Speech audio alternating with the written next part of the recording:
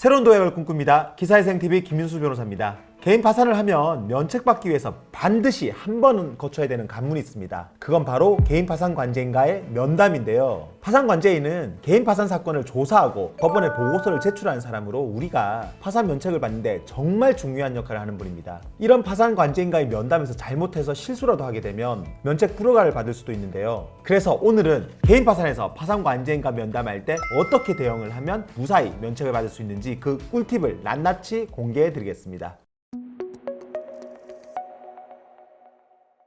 개인 파산 관제인에 대해서는 다른 영상에서도 소개드린 적이 있는데요. 파산 관제인은 법원으로부터 위임을 받아 채무자의 재산을 파악하고 면책 불허가 사유가 있는지를 조사하는 일을 합니다. 각 법원마다 파산 관제인이 요구하는 서류의 종류나 면담의 방식은 조금씩 차이가 있어요. 그래도 기본적으로는 채무자에게 필요한 서류를 요청하고 문제되는 부분들을 면담이나 서면을 통해서 물어본다는 큰 틀은 동일합니다. 파산 관제인이 요청하는 서류를 관제인 사무실에 제출하고 나면 파산 관제인이 별도로 면담을 잡습니다. 서울이나 수원, 의정부, 부산지방법원의 경우에는 파산 관제인과의 면담이 거의 원칙이라고 생각하면 되고요. 대구나 창원지방법원의 경우에는 관제인의 성향이나 사건의 내용에 따라 면담 없이 사건이 진행되기도 한다고 이렇게 이해하시면 됩니다. 면담을 가게 되면 주로 파산 관제인이 우리가 제출한 서류를 토대로 이것저것 질문들을 합니다. 저도 지방법원에서 파산 관제인을 한 10년 가까이 하면서 한 1,800건 넘는 사건들을 처리했는데요. 제가 관제인 하면서 실제로 물어본 질문들을 토대로 이야기를 드릴게요. 주로 재산과 관련된 질문들입니다. 이전에 부동산이나 자동차를 판 내역이 있으면 그 대금 어디에 썼는지, 그리고 또 통장 거래 내역에 큰 돈 오간 게 있으면 그 돈 왜 나아갔는지 물어봅니다. 또 부모님이나 배우자, 자녀들 재산이 좀 많으면 혹시라도 내 재산이 거기로 넘어간 건 아닌지 꼬치꼬치 물어보게 됩니다. 그 외에도 보험계약자나 임차인 명의를 자녀, 배우자 또는 부모님으로 변경한 적이 있으면 그 경위에 대해서도 물어보고요. 자, 그럼 파산 관제인과의 면담을 무사히 통과하려면 어떻게 해야 될까요? 이제부터 파산 관제인과의 면담 시 반드시 명심해야 될 핵심사항 3가지를 말씀드릴 테니까 꼭 기억해서 이대로 하시면 됩니다.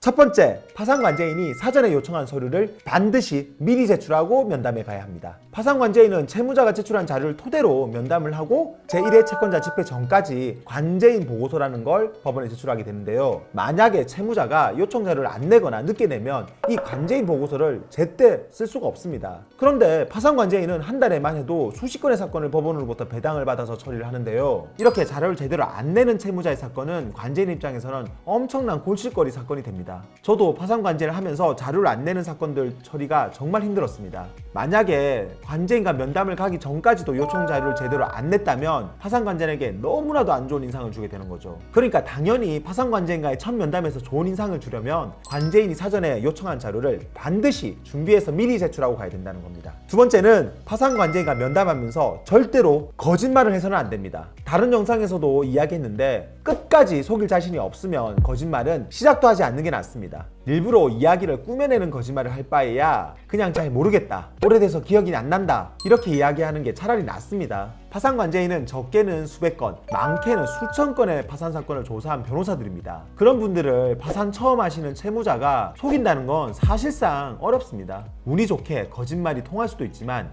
만약에 거짓말이 나중에 밝혀지게 되면 면책 불허가를 각오해야 합니다. 그러니까 자기 사건에서 문제가 되는 부분이 있으면 면담 가기 전에 미리 대리인과 상의해서 어떻게 대응할지 정하고 가시되 절대로 근거 없는 거짓말을 해서는 안 된다는 겁니다. 마지막 세 번째는 파산 관제인과의 면담 시 예상 못한 질문을 받았을 때 제대로 답변을 못할 것 같으면 그 자리에서의 즉답은 피하시는 게 낫습니다. 파산 관제인과의 면담을 아무리 준비해서 가더라도 채무자들이 모든 돌발 질문을 제대로 답변하기는 사실상 어렵습니다. 그래서 이럴 때는 그 자리에서의 즉답은 피하고 대리인 사무실을 통해서 최대한 빨리 의견서로 제출하겠다 이렇게 이야기하는 게 낫습니다. 그런데 괜히 그 자리에서 잘못 말했다가 그런 내용이 바로 관제인 보고서에 적히게 되면 그 자료가 법원에까지 보고되기 때문에 나중에 수습하기도 어렵거든요.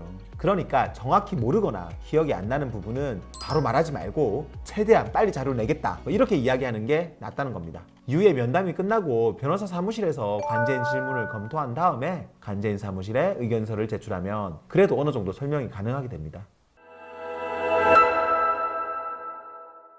오늘은 개인 파산에서 파산 관제인과의 면담 시 대처 요령법에 대해서 설명드렸는데요. 관제인에 대해서는 너무 방어적으로만 생각하지 말고 자료를 충실히 준비해서 성실히 면담에 응하면 면담 자체를 너무 걱정하지 않아도 됩니다. 영상이 도움되었다면 구독과 좋아요 그리고 알림 설정 부탁드리고요. 영상 보고 궁금한 점 있으면 아래 댓글이나 전화로 문의 주시면 언제든 답변 드리겠습니다. 다음에도 더 좋은 주제로 찾아뵙겠습니다. 감사합니다.